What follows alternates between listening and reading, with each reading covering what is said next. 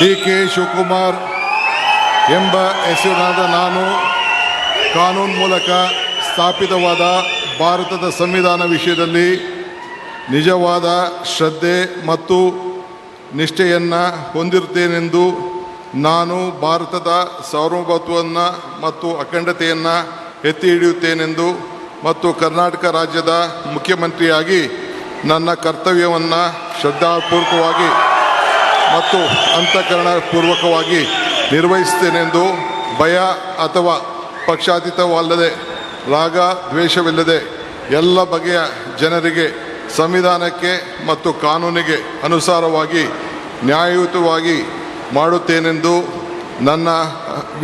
ನನ್ನ ಅಜ್ಜ ಗಂಗಾಧರಜ್ಜನ ಹೆಸರಿನಲ್ಲಿ ಪ್ರಮಾಣ ಮಾಡುತ್ತೇನೆ. ಶ್ರದ್ಧಾಪೂರ್ವಕವಾಗಿ ಪ್ರತಿಜ್ಞೆಯನ್ನು ಮಾಡುತ್ತೇನೆ. ಮಾನ್ಯ ಮುಖ್ಯಮಂತ್ರಿಗಳು ಈಗ ಪ್ರಮಾಣ ವಚನಕ್ಕೆ ಸಹಿ ಮಾಡಲಿದ್ದಾರೆ.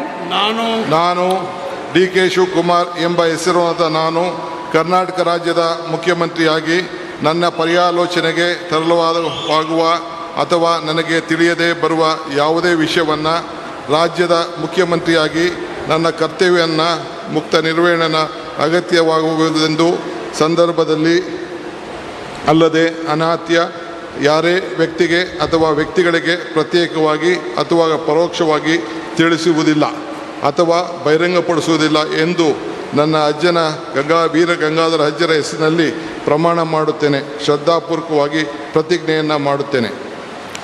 ಧನ್ಯವಾದಗಳು ಸರ್.